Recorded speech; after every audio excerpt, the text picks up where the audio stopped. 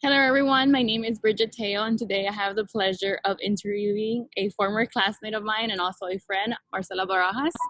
As we are approaching the end of this Gender Women Studies course, I can personally say there is a lot of new information about feminism that I have learned about, which has encouraged me to take my own actions towards women's movements.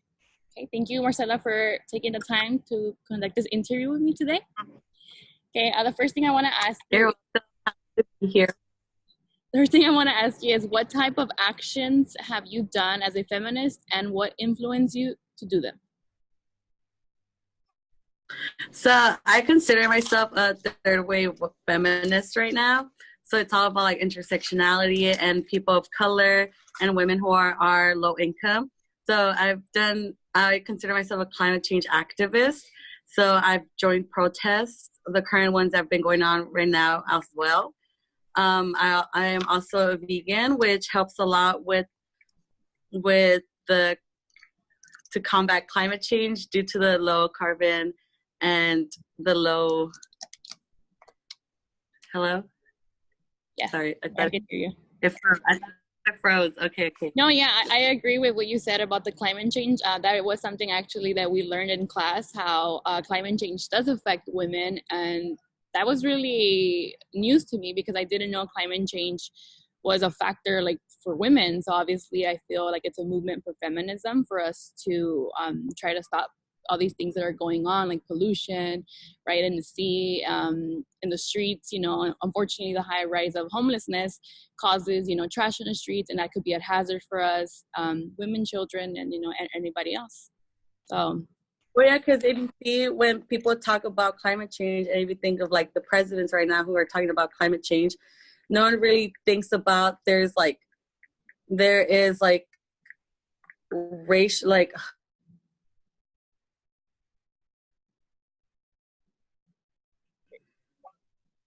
But yeah, continue. I was talking about environmental racism because if you notice, more people of color and low-income communities are more affected of climate change, more affected of pollution, which a lot of people don't realize that environmental racism exists. They think about climate change, but they think about polar bears and this and that, which is obviously important.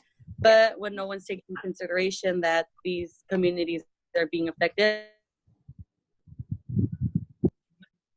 All right, cool. So the next question I want to ask you is, can you describe any obstacles that you have faced in order to do these things that you have done? Getting the checks today. She's gonna get her checks. I know obstacles that happen is a lot of these protests take place during work hours. So people like me who need to work in order to afford my living can't really go to these protests. Yeah. And also veganism is expensive depending on how you eat and what kind of foods you decide to eat. However, I've done plant-based, which is a lot cheaper, which is not that bad, which also affects low-income communities who can't get to these certain type of vegan eats and stuff like that. I agree what you're saying about veganism, just because around our community there's very little organic foods. Most of the foods are in the groceries that we have near us, and obviously that affects our health, which can also affect women's health. So I would like that to change. So the third question I want to ask you is, how do you believe your part in this impacts others?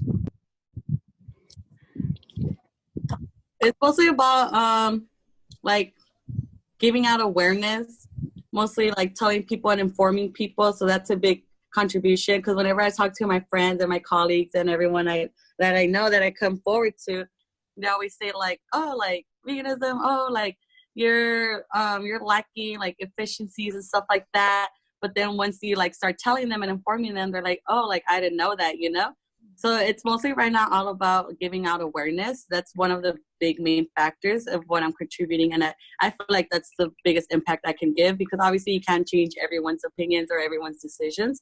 So that's basically what I believe it's the main impact that I'm giving out right now. Posting social media, all these protests, when you promote, it's all promoting, giving out awareness. So then people are I should do that, Yeah. So that's what I feel it's one of the big contributions. Time, right? Yeah. Yeah, I agree. All right, thanks. And the last one that I want to ask you to finish up is, what outcomes would you like there in regards to your action? What ending result? In regards to what? Like you're saying, Like, you're showing awareness.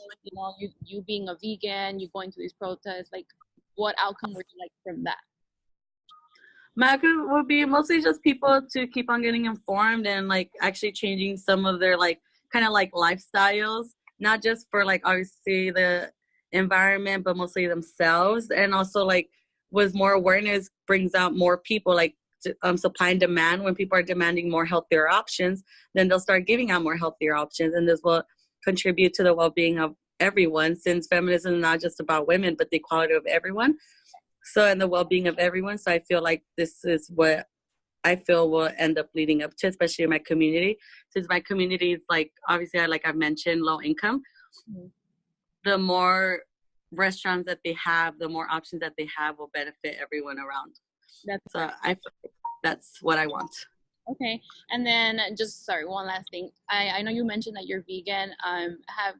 Have you, or would you like to like promote that to the people around you, like maybe so they can change their eating habits or eating styles?